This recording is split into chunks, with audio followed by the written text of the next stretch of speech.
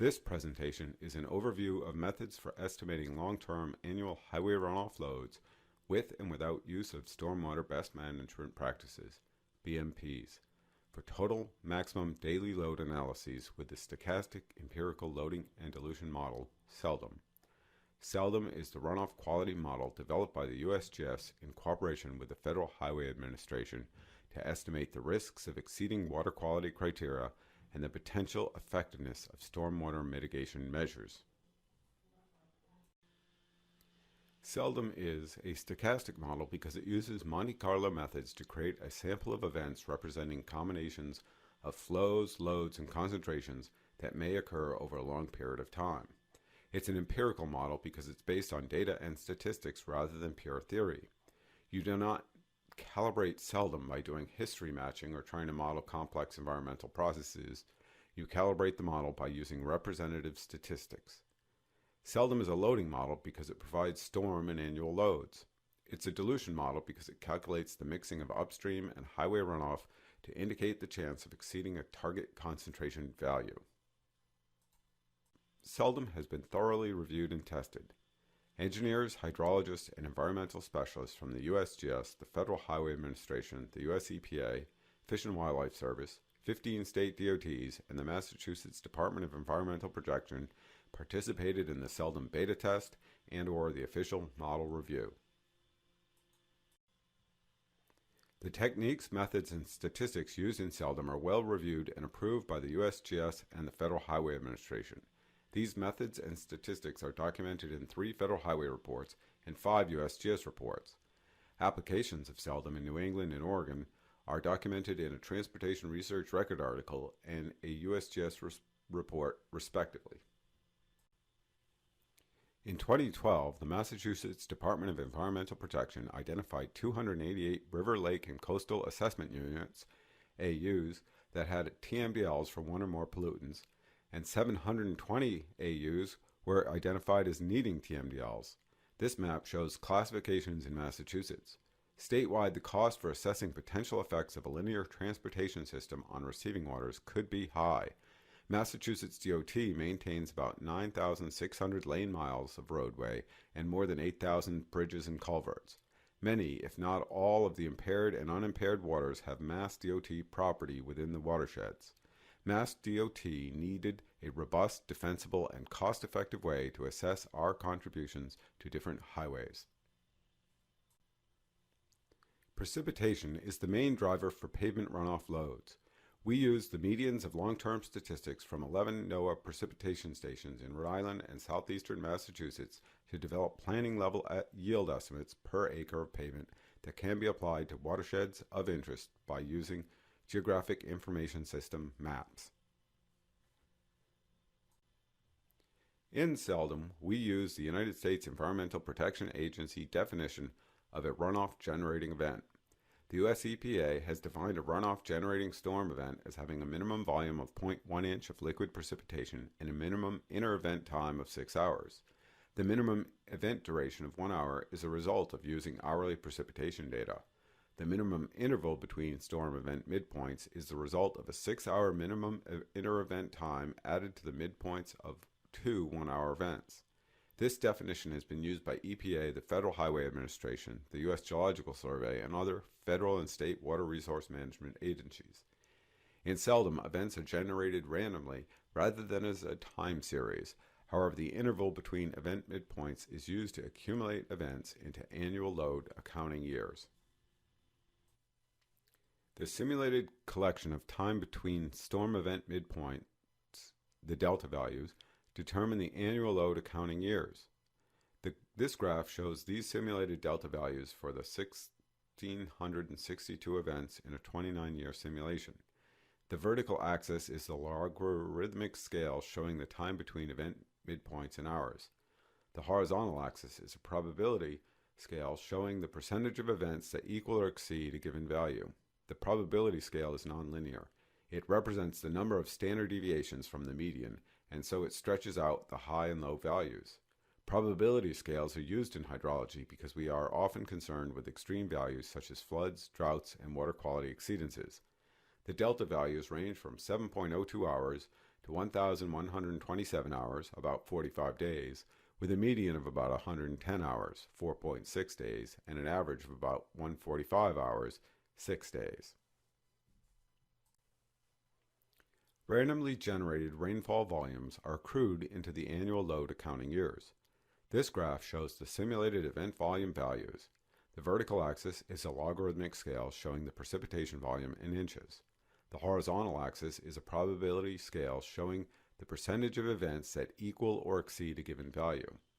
The precipitation volumes range from 0.1 to 5.2 inches with a median of 0.52 inches and an average of 0.62 inches over the 29-year simulation period.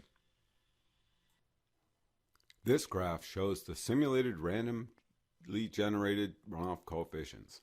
The vertical axis is a linear scale showing the unitless runoff coefficient ratios. The horizontal axis is a probability scale showing the percentage of events that equal or exceed a given value. The runoff coefficient statistics were developed with data from 58 highway sites across the country. We obtained similar statistics from non-highway sites by using data from 167 sites across the country.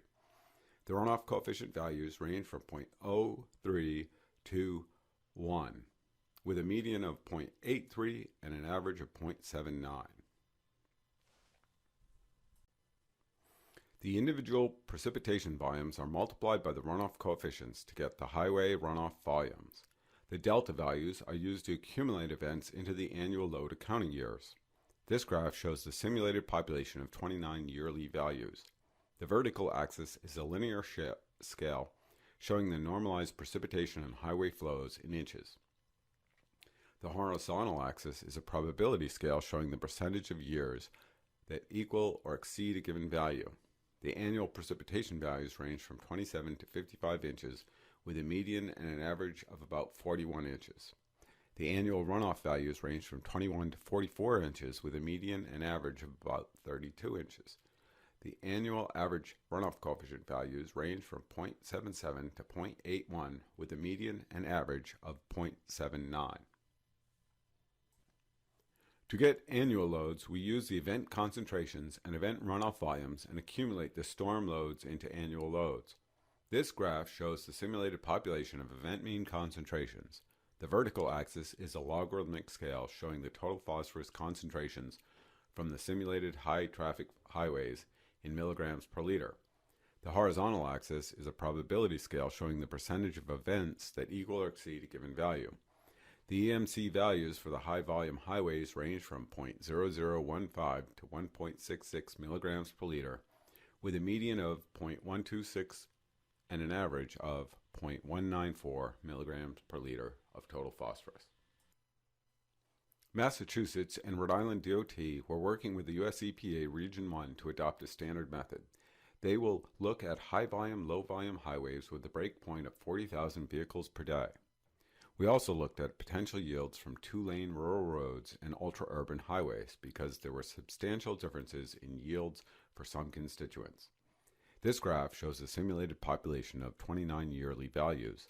The vertical axis is a linear scale showing the annual highway yields for total phosphorus in pounds per acre per year. The horizontal axis is a probability scale showing the percentage of years that equal or exceed a given value. For total phosphorus, there was not a substantial difference between the rural roads and the low-volume highways. However, on average, the annual yields from the high-volume highway are 1.8 times the yield from the rural and low-volume highways. The annual yields from the ultra-urban highway is about 2.4 times the yields for the high-volume highway and more than 4 times the yields for the rural and low-volume highways.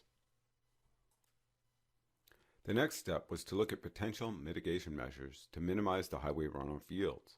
This diagram shows a source area on the left, a BMP in the center, an overflow or bypass route above the BMP, and the receiving water on the right. The flow terms are shown in blue, and the concentration terms are shown in yellow. The loads are the product of the flows and concentrations. Flows may be attenuated by infiltration, evaporation, and transpiration. Concentration reduction mechanisms include settling, filtration, adsorption, volatilization, flotation, and various biological mechanisms, including uptake, conversion, and degradation. All these variables are complex, and may change within storms, from storm to storm, night to day, season to season, site to site, and BMP to BMP. Modeling the effectiveness of BMPs is difficult because there are many different types of BMPs, and they can be used in series or less commonly in parallel. As these images indicate, the characteristics of the flow path through the BMP can be quite different. The treatment mechanisms vary by design, between designs for the same type of BMP, and from storm to storm and season to season at each BMP site. SELDM uses a black box approach to model the net effect of one or more BMPs at a site of interest because there are so many complexities. Data for characterizing detailed processes are lacking, and there is great uncertainty in the application of data from site to site and storm to storm. With the black box approach, we are given flows, concentrations, and loads from the source area and use transfer functions to calculate the flows, concentrations, and loads to the receiving waters. In SELDM, these transfer functions are the ratios of outflows to inflows with rank correlation to inflow values. This graph shows a simulated population of 29 yearly values. The vertical axis is the linear scale showing the annual highway yields for total phosphorus in pounds per acre per year. The horizontal axis is a probability scale showing the percentage of years that equal or exceed a given value. High AADT highway yields range from 0.83 to 2.12 pounds per acre per year, with an average and median of about 1.4 pounds per acre per year. With concentration reduction, yields range from 0.57 to 1.41, with an average of 0.92 and a median of about 0.87 pounds per acre per year. With flow reduction, yields range from 0.52 to 1.41, with an average of 0.97 and a median of about 0.98 pounds per acre per year. With both flow and concentration reductions, yields range from 0.39 to 0.92, with an average of 0.64 and a median of about 0.61 pounds per acre per year. On average, concentration reduction resulted in a 34% reduction, flow reduction resulted in a 30% reduction, and the combined effect is a 54% reduction. For TMDL analysis, we would use the long-term average shown as the stars. This is the entire 29-year load divided by the number of years. The stochastic analysis shows the information we may want to assess the variability and estimate a margin of safety. The stochastic analysis also shows that the total BMP reductions are not a simple product of average concentration and flow reductions.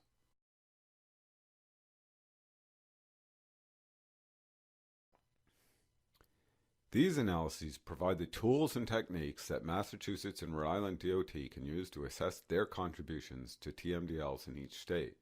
The BMP analysis indicates the potential load reductions they may achieve with a typical BMP design. Information about SELDM and associated tools and techniques are available on the website. Our web address is ugly, so the best way to find it is to Google SELDM and highway.